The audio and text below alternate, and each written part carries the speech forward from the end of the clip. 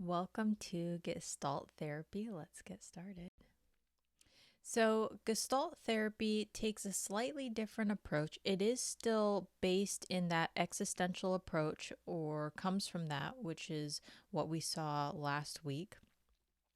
There are some key differences and things to be paying attention to, which we'll discuss.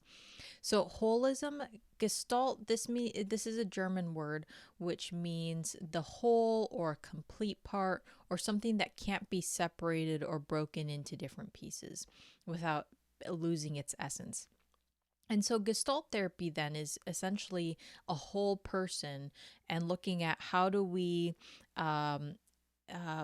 essentially work to bring a human being back together, in the sense that if they have emotions that they're ignoring or not paying attention to, or if they have thoughts or feelings that they're ignoring or trying to not deal with, or situations that they're not dealing with, that essentially they're kind of broken into separate pieces and not a whole person. So trying to make someone whole or working with them to be whole.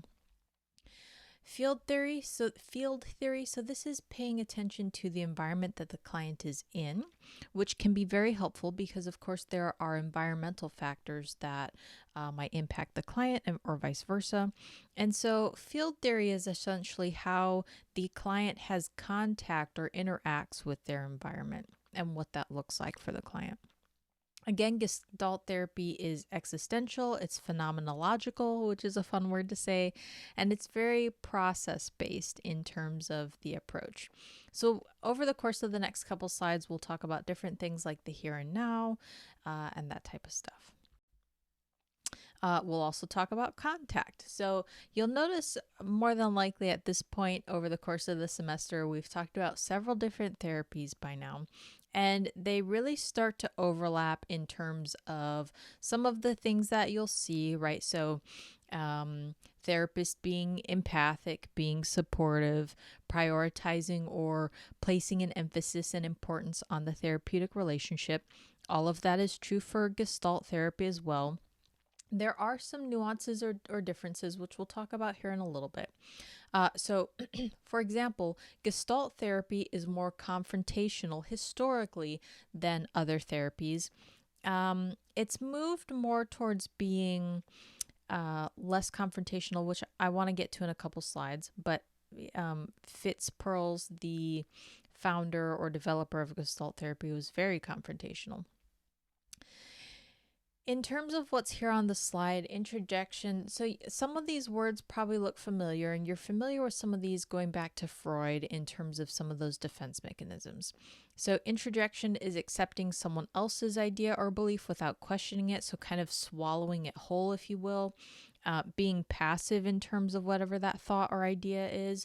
So, instead of looking at, this is who I am and identifying this is this other thought or concept or belief, let me explore it. Let me kind of break it apart and figure out what works for me. It's just taking that in. And instead of figuring out what works for us, we end up kind of losing some of our authenticity because we just take the whole concept for what it is. And I think I've used this example previously of, if you're someone who is raised in a family and your family says, or your caregiver says, go to school, be a doctor, be a lawyer, you take that concept and you accept it for what it is, instead of being authentic to yourself and saying, well, no, maybe I'm more of an artist. Maybe I'm more of a creator. Maybe I would work better as being an entrepreneur. You take that idea and say, okay, yes, mom, yes, dad, yes, caregiver, I'm going to go be a doctor or a lawyer or whatever you tell me to be because that's what you're telling me to be. So that's introjection. Projection. Projecting is when we disown aspects of ourselves and assign them to the environment. Again, we've talked about this in a previous class. Oftentimes, they're characteristics or attributes that we don't like about ourselves, and so we end up projecting it onto someone else or onto a different person. We end up, in that sense, either blaming someone else or blaming the situation and failing to or refuse to acknowledge that it's actually our characteristic that we don't like. So, for example, someone who's having an affair, they might accuse their partner or their significant other of having an affair or of cheating on them, even though they're the ones who are doing it. Because again, it's an unacceptable characteristic or a negative characteristic that we don't want to ascribe to ourselves or describe ourselves as. Reflection, so, or retroflection, this is, say we're really angry at someone.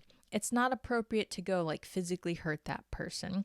So instead of hurting that person, we end up hurting ourselves, like maybe punching ourselves or cutting ourselves or something like that. Or this could also be that if we want someone else to treat us a certain way, if they're not going to treat us that certain way, we will treat ourselves as if they were doing it to us. So, for example, if you wish your significant other bought you a gift or took you out on a date, you might do that for yourself since that other person isn't going to do whatever that action is that you want. Deflection, this is using distractions such as humor, which we've talked about before, or if you notice, if you really start to pay attention to this in conversations where the conversation is becoming very heavy or very emotional, people will, find something that's a distraction or ask a question that takes the conversation in a different direction. So, for example, if someone is talking, a lot about like, hey, my boyfriend just broke up with me or my girlfriend just broke up with me and this is really hard and et cetera, et cetera, et cetera, and this sucks and this is so emotional and I'm crying. The person that you're talking to might be like, well, hey, how's school doing? Or how's work doing? Or, well, you've got things that are going well for you. They're kind of breaking up that intense conversation and deflecting onto, well, what's going on over here? Oh, what about this over there? As opposed to kind of sitting in those emotions or the conversation that's occurring. And this can be very easy to do because we as humans oftentimes don't like emotions or don't like experiencing negative emotions. And so if we're not really careful, we end up deflecting a lot instead of just either staying present with that person when they need it. Or, again, it's just us trying to avoid whatever that emotion is. Confluence. So this is where we blur the lines between ourselves and our environment. So how this might show up in a client is maybe they're very passive or maybe they avoid conflict. I just talked about avoiding conflict. Or maybe they have maybe they believe that everyone feels how they believe, or they believe that everyone feels how they believe. So they don't have this understanding that there's boundaries between who they are and who other people are, that there's boundaries between who they are and their environment. There's this, very much blurred lines between them and their environments. Another way that you might experience this person is they don't have any boundaries or they have very poor boundaries. And so, again, through awareness, right? We're going to keep coming back to awareness. Through increasing awareness, Gestalt, the approach in terms of Gestalt would say, we're able to then incorporate those like denied parts, or we're able to own those experiences or own those thoughts or feelings or whatever they are and become an integrated whole person, hence Gestalt. Another huge shift that you'll see from previous therapies is focusing on the now or focusing on the present. Again, very different from Freud and psychoanalysis, where Freud focused very much on, what was occurring in the past. Who was this person as a child? Who was this person, years and years ago? Whereas, Pearls would say, and Gestalt, the approach would say, no, our power is in the present. Let's focus on what is existing and occurring right now. The past is gone. The future hasn't happened yet. What is happening right now in the present is what is the most important. And so paying attention to that, experiencing the power of the present as opposed to losing it either to the past or the future. Because if we're only focused on the future, a lot of times there tends to be a lot of anxiety around that. And that's where a lot of anxiety can stem from. What's going to happen here? What's going to happen there? What's going to happen with this? And conversely, in the past, it often tends to be about more so individuals experience depression, and there's sometimes this either longing or it can be regret of, I should have done this, I should have done that. Why didn't I fix this? I should have fixed that. And so again, focusing on what's now, what can we do in the present, what can we do now to make changes or to be the person that we want to be. Language. So this will continue to come up. Gestalt focuses on paying attention to our words and that words are very important. And so as we're listening to clients, paying attention to what is the client saying and helping them empower themselves. So for example, clients might say things like, well, maybe, well, I don't know, I could try that. I guess, sort of, I'm not sure. I guess I'm supposed to do that. I don't know. And so, they use these kind of these phrases or words that are like, maybe, I don't know, I'm not sure, I can't. And so, when a client says I can't, I will help them explore, and we'll explore together. Well, you can't or you won't, because we can do almost anything, right? It's just a matter of whether or not we want to, and it's a matter of what are the consequences associated with whatever that behavior is. So, for example, if a client says, I can't lose weight, well, you can't or you won't, right? The behavior needs to be there, such as working out, eating healthier, or whatever it is, in order to lose weight. And so, is it that you literally physically cannot, or is it that you don't want to put in that time, that energy, that commitment to make it happen? And so helping clients explore that and catching themselves when they say I can't versus I won't can be helpful. Of course, we want to be careful about doing this so that we do it in a way that, one, empowers the client, and two, so that the client doesn't feel like we're scrutinizing them, or the client doesn't feel like we're trying to nitpick, or look at everything they say with a fine tooth comb. Again, it's an approach or a way to be supportive of the client and help them feel empowered, as opposed to, we don't want to use this in a way that would maybe belittle them or anything like that. Experiments. So Gestalt can be really fun in terms of helping the client experiment and kind of pushing themselves gently outside of their comfort zone in that sense. So let's look at what this might look like. And this can look very, very different depending on your client, depending on your relationship with your client, depending on what their presenting concerns are.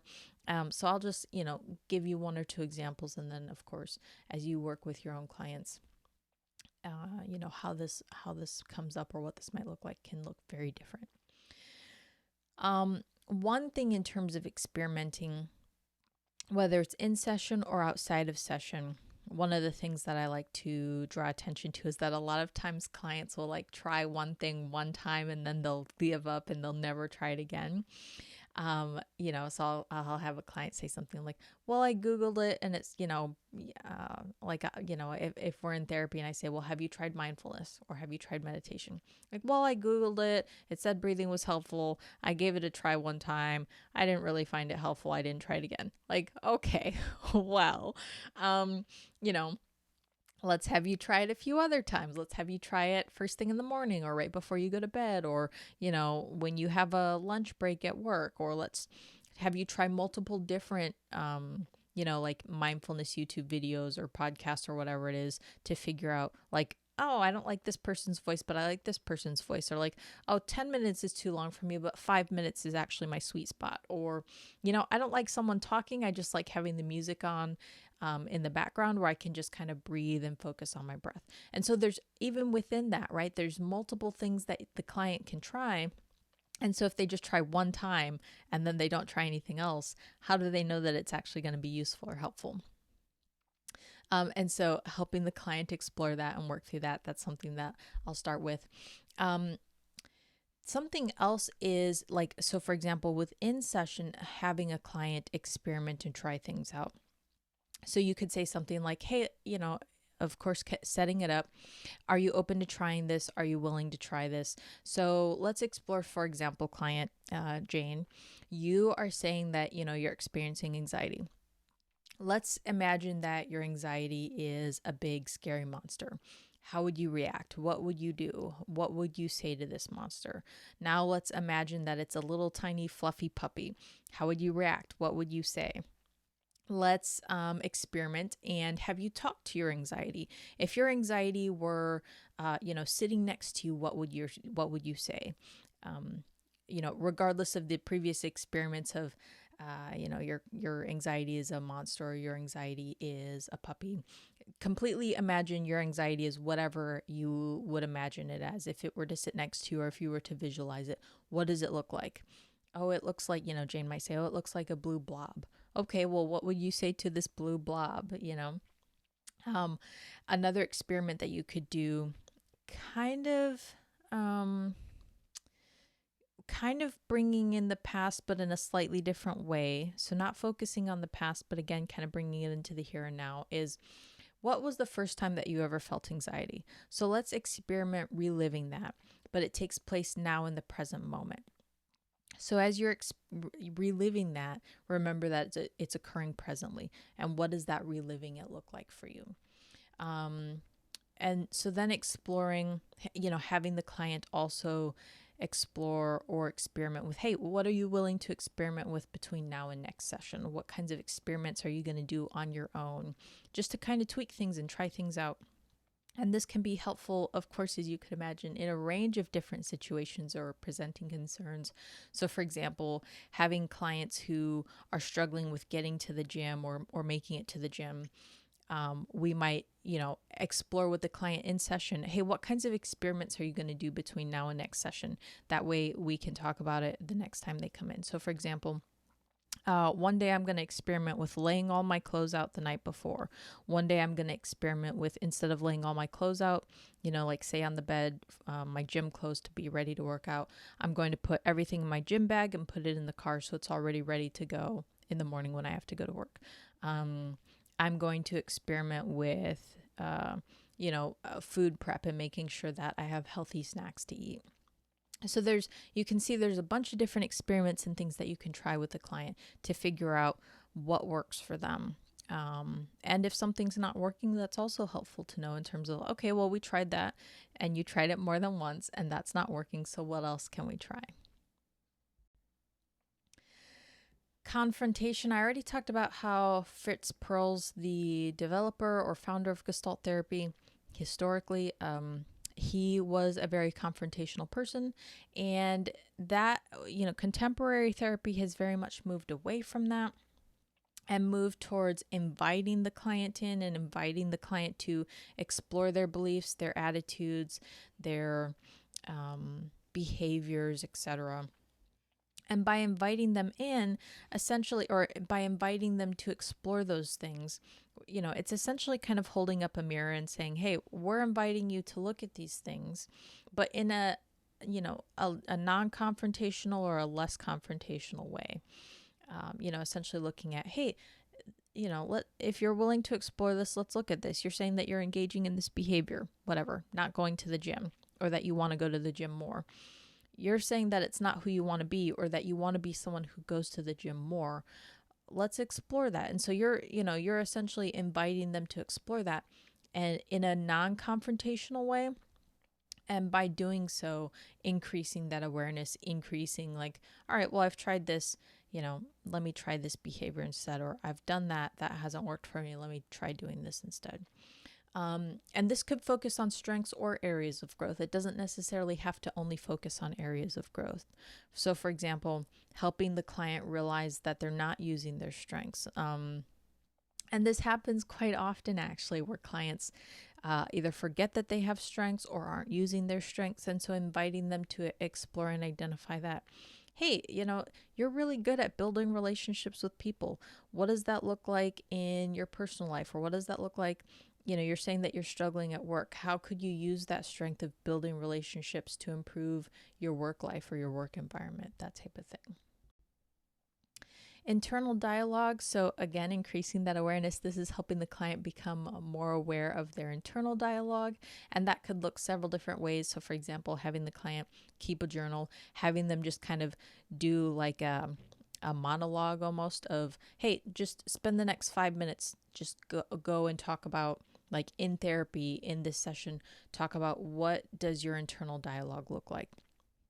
And the client might just blah, blah, blah, blah, blah, like talk for 5 minutes, and then the therapist could say, okay, like pause, give it let's talk about this, and let's talk about what your internal dialogue has looked like in the past 5 minutes. Again, can be super helpful because a lot of times, right, we sit with our thoughts every day, and we have I forget what the average thought is. I think it's like 70,000 thoughts a day. It might be a little bit higher. 100,000 thoughts a day. Regardless, we have a lot of thoughts in a single day. And you can imagine that if some of those thoughts are very negative and we're having those same negative thoughts over and over and over, that can be really negative of an experience for a client. And so increasing that awareness of, hey, did you know that you're having this thought, or are you aware that you're having this thought? Are you aware that this thought is really unhealthy or really negative? And what does that look like? And let's explore that. Empty chair technique. This can be really powerful if it's done correctly. And again, going back to the name of this therapy gestalt, this helps the client get in touch with parts of themselves that they might be, for whatever reason, denying.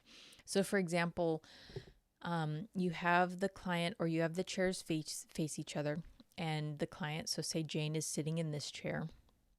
And I, as the therapist, might say something to her like, Jane, imagine your younger self sitting in this chair. So like the 6-year-old version of you. And imagine that she's sitting in this chair. So picture her. And now you, Jane, and who you are, present day, 30-year-old Jane, will say, now talk to your younger self. And so Jane might have that conversation of, you were so naive, you made these dumb mistakes, this is why dad yelled at you, you should have shut up and just listened more, et cetera, et cetera, et cetera. And then you'll have the client switch roles and switch seats. And now, 30-year-old Jane is sitting in like little 6-year-old Jane's seat. And you say, okay, imagine that you're 6-year-old Jane. What would you say to adult Jane? And so then, that can be very powerful for the client to say, I was just trying to protect you, or I was just trying to make decisions that made the most sense for what I knew as a 6-year-old. And so it can be very, very powerful to kind of bring those two different versions of the client together and have that conversation and explore like, well, what were you thinking about at this age? Or what were you thinking about in this situation at this time, at this maturity level or mental state? And it increases that awareness of like, oh, I'm being really hard on myself, or, oh, I wouldn't have known that as a 6-year-old me. So why am I like, beating myself up for not knowing that? So again, increasing awareness around all of those things, and how that can be super helpful for the client to kind of integrate those different pieces of themselves back together. Future projection. So in this technique, an anticipated future event is brought into the present, or again, remember, Gestalt really likes the present, and act out whatever that situation is. And this enables the client to express and explore and clarify any concerns that they might have about whatever this future event is. So for example, if a client is really worried about an upcoming job interview, for example, like, all right, bring that upcoming job interview into the present and let's explore, what would you say? How would you react? What kinds of questions would you ask in this job interview? If something awkward happens, for example, how would you handle that or manage that? What are any fears that you have about this upcoming job interview? And, what are you going to do to manage that? What are any wishes or hopes that you have? And so it can be very helpful for the client to explore any anticipated future events in the present in terms of any emotions that they have, and look at, all right, what would I do if it were happening right now? Another situation is if there's an upcoming wedding, and there might be a lot of hesitation or worry about, families coming into town and family drama. And what if my dad, gets too drunk, or what if my mom says this, or et cetera, et cetera. So you can have the client, okay, if that situation were to happen, how would you handle that right now? What would you say? What would you do? And it can give the client those tools and that practice so that if or when those types of situations actually occur, they've already gone through, okay, this is how I would handle this, or this is what I would say. Rehearsal.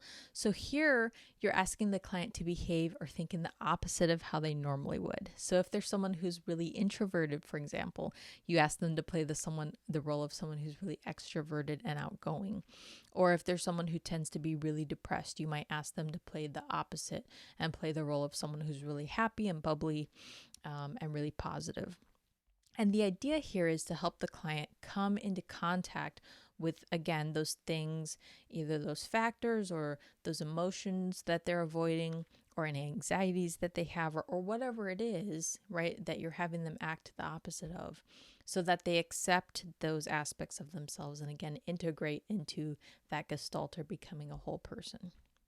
Whatever it is that they're, possibly denying or avoiding. Rehearsal. So we often practice things either silently to ourselves, going back to a previous slide where we have all of these thoughts that happen internally every single day. And a lot of times those internal rehearsals take a lot of time and energy, and they might end up hampering things like spontaneity, creativity.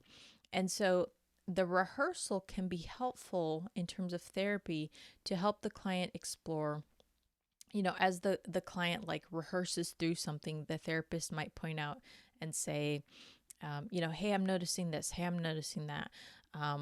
Hey, I'm noticing that you have these expectations of how you want other people to treat you, or you have expectations of this situation, and let's explore what that looks like, or let's explore what you're hoping for there. This can be helpful, of course, especially if the client is working really hard towards, say, being accepted or being liked, or being approved, especially like seeking someone's approval, especially if it's someone that, like, more than likely that's not going to happen, right? So, for example, a client who, like, they're spending all of this energy and effort towards seeking or getting approval from, say, a father or a mother or some caregiver who, like, is that caregiver going to change or going to approve of you? Probably not, right? So just based off of history or based off the situation, in which case, how do we look at that rehearsal and say, hey, is this beneficial or useful for you? Or what are some other things that could be more beneficial? Or as we're rehearsing this, what are some things that are coming up for you? What, increasing the awareness again. Staying with the feeling. So we've kind of already talked about this in the sense that we as humans tend to avoid feelings that we don't like, or unpleasant feelings or unpleasant thoughts. And so a technique might be to ask the client to stay with that feeling a little longer rather than avoiding it, or rather than, immediately using a defense mechanism.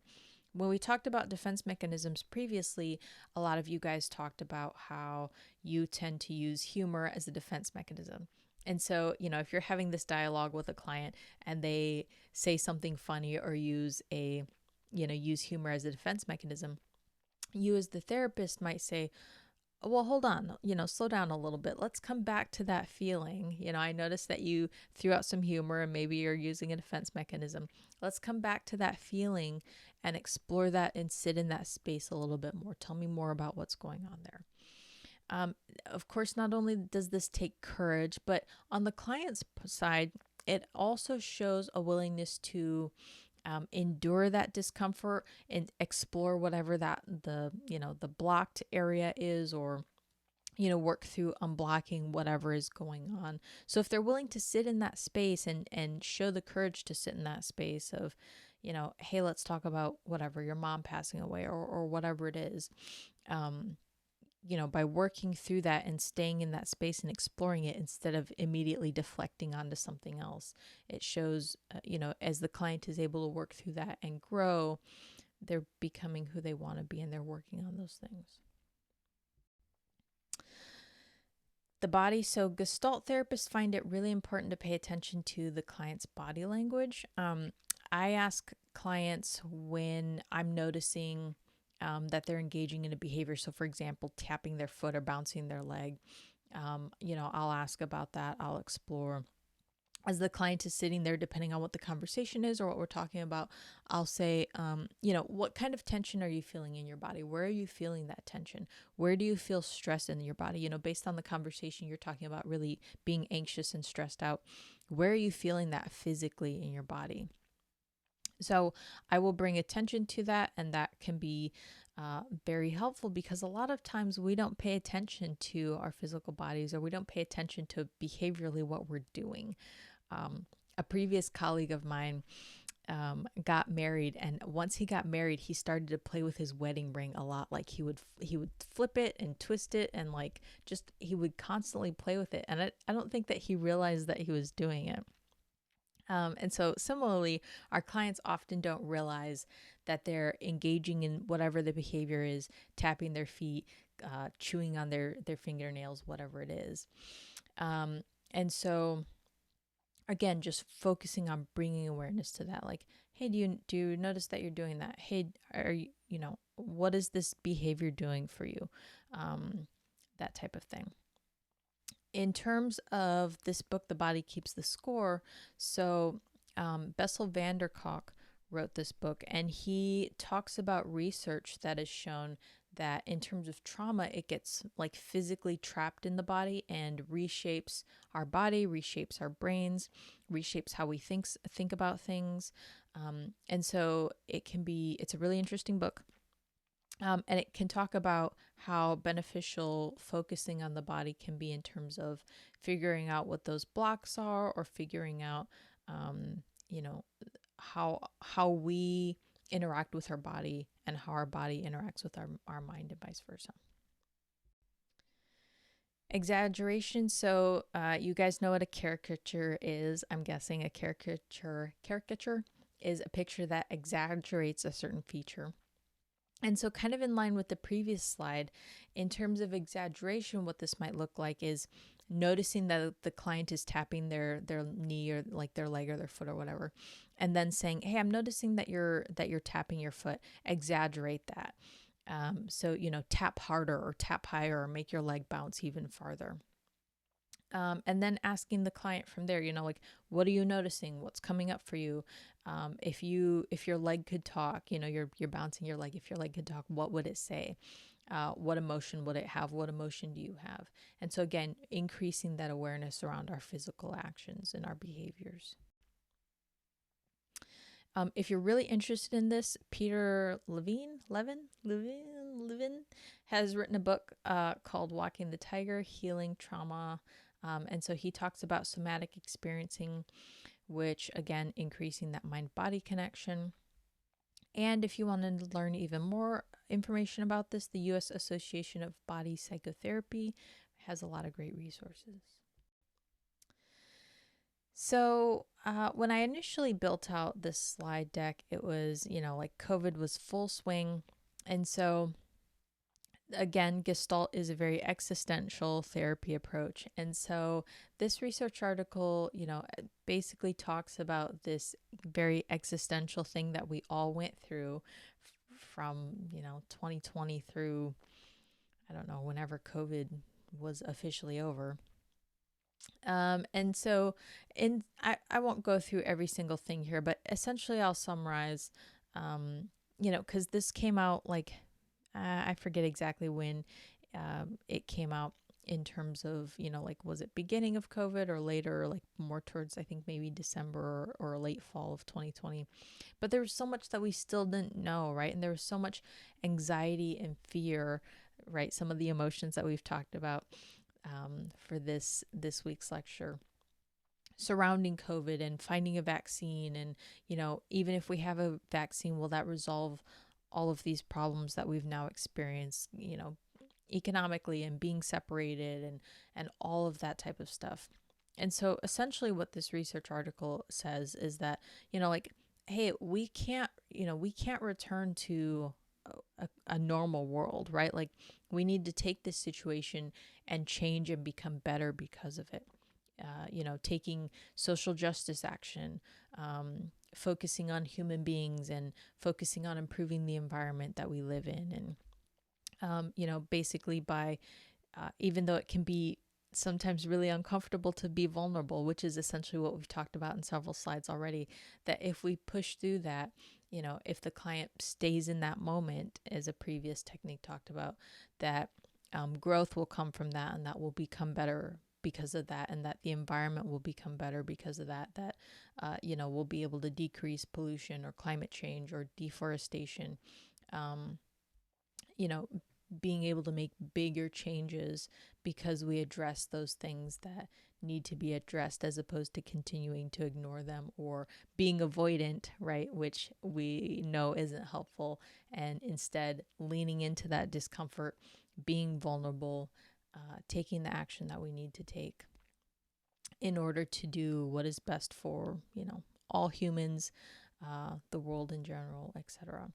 And so, essentially the takeaway from this research article is this is an opportunity for us to change the way we manage our planet and our resources. And so let's make that change. So again, very existential. At the time, it was very applicable though. So I decided to leave it in just because I think it's an important message that will likely continue to be applicable in years moving forward. This is the discussion post. Here is the applied case blurb. And these are my references. Thanks so much, guys. Have a wonderful week.